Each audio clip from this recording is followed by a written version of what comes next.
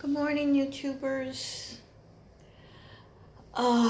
This video is about this young woman, Miya Ponsetto. That young woman attacked a 14-year-old young man who was staying at a hotel in Manhattan with his dad. She physically attacked him and accused him of stealing her telephone, her iPhone to be specific. After about, I believe it was 2 or 3 weeks, the police suddenly found her in California and arrested her. To this day, she hasn't been charged. Now, subsequent to that arrest, she gave an interview and she was crying victim.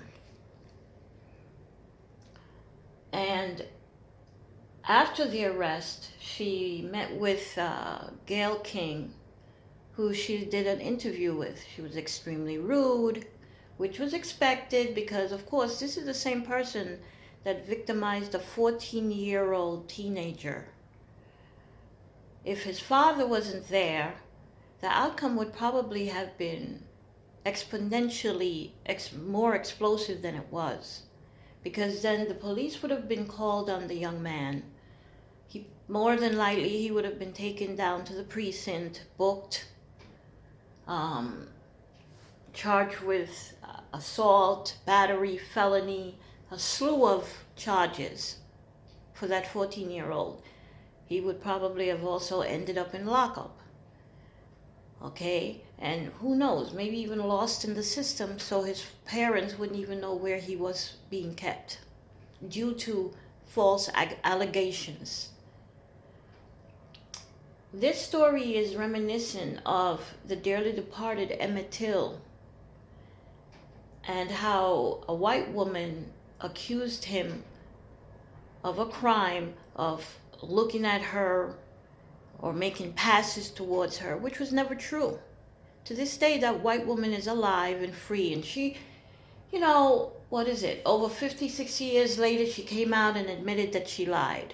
And she's still free and happy to live her life, while Emmett Till has been 6 feet under for countless decades. His poor mother passed on with a broken heart. And that woman was still able to live her life as though nothing occurred. And now there are people that actually have the audacity to state, well, she's old, so it's okay for her to continue living her life and being carefree because she's old.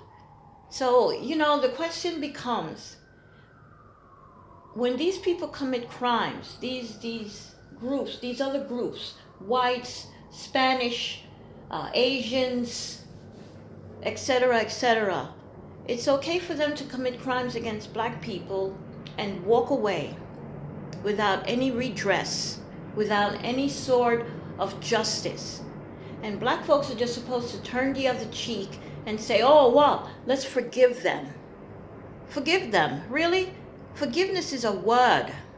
It's just a word. And I am sick and tired of hearing, black people always talking about, oh, well, I forgave the person because this way I forgive myself and I had to go on and lead my life. It's just a word, and you have to go on and lead your life as long as you're alive. So I don't know what those people are talking about. They are sorely misguided. Okay? Because the fact of the matter is that when people doesn't do a wrong, it's wrong.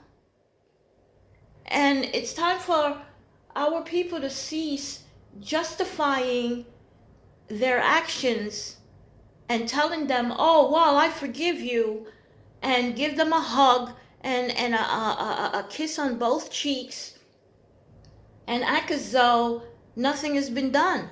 A lot has been done. When people victimize a person, they're victimizing the person physically, mentally, and there's a heartache that people never recover from because of that victimization. I mean, who knows, for instance, what's going to occur with that 14-year-old young man in a few years or as he gets older. The effects of that. And sadly, I would not be surprised if his mother and father and him decide to give this beast of a woman a pat on the back and say, oh, we forgive her. She's just mental. She didn't mean what she was doing, and make all the proper excuses for her. I would not be surprised, because it's occurred over and over and over again.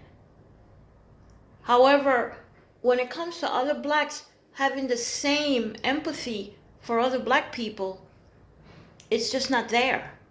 That same empathy and care and excuses is just not there. And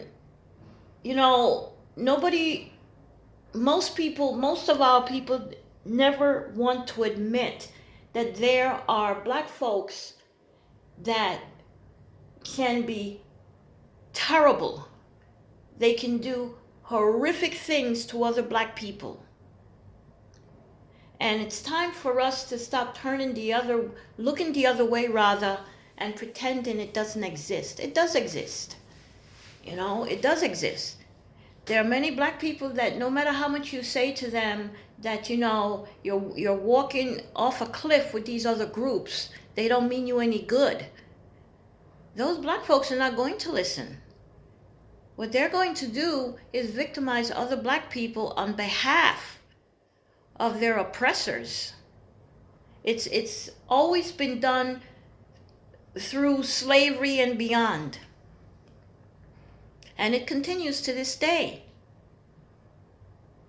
I'm not digressing because it's the same situation with this woman, Ponsetto, that victimized that young black teenager. And his father was there. His father was there, which I find outrageous. His father was there. And she had the audacity to feel that she could just lay hands on that young black teenager and get away with it. And then she was able to leave the hotel, board a flight, and fly back to California, live her life for weeks, carefree, and didn't give a flying hoot.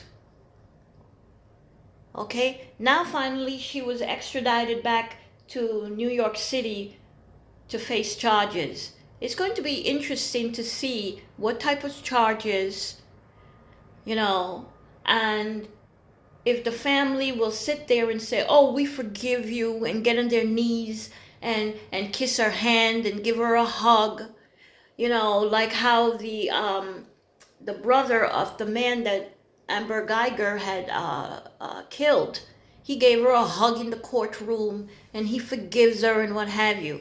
Now the family sued the city, I believe, so they're waiting for their money off the blood of their family member. It's disgusting, how black people have allowed themselves to be compromised in every area of this society. And it's their own fault. There is no more excuses. Slavery, being misguided, being young, being naive, all these quaint excuses just doesn't work any longer. What it comes down to is right or wrong. And when somebody has committed a wrong, it's a wrong. And when you become reach a certain age, you know the difference between right and wrong. Now that woman, Ponsetto, she claims she's 22 years old. She knew what she was doing. She committed a wrong.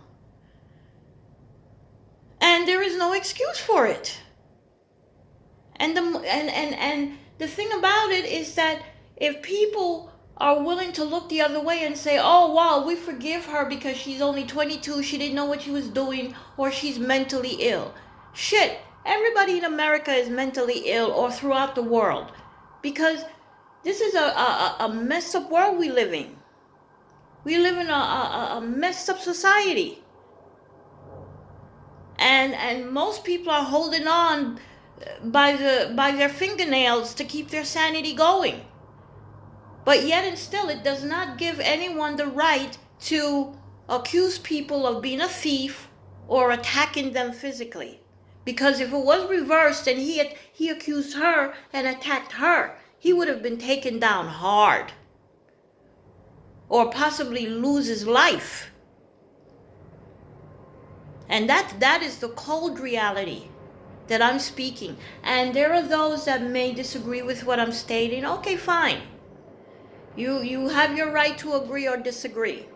And so do I. But the fact of the matter is, this was a 14-year-old black young man, and his life is going to be forever altered by that one single event. It may even alter the trajectory of his life, of where he sees himself as a young man, or his prospects of what he wants to do in terms of a career. Who knows what road he will take due to this event. And my hope is that his parents get some type of counseling for him, because he may be telling them one thing, but what is he thinking in his mind? And that becomes the $1 million question. What is he thinking? Every time he arises, takes a bath, dresses, leaves the house, when he's in school, when he encounters bullies, because of course his major bully was that young 22-year-old young woman that attacked him physically and verbally, and that cannot be ignored. In any way, in any case, I wish the family good health, and their son, my thoughts really go out to him in prayers, because he's young, he's impressionable. I usually do not speak on these issues, but I'm a parent, and this is an issue that really, really touched me. A lot of these issues, when it comes to my people, really touches me. But for some reason, I don't know. I don't know. In any case, have a nice day, and if anyone listens to this video, thank you. Like and subscribe. Bye-bye.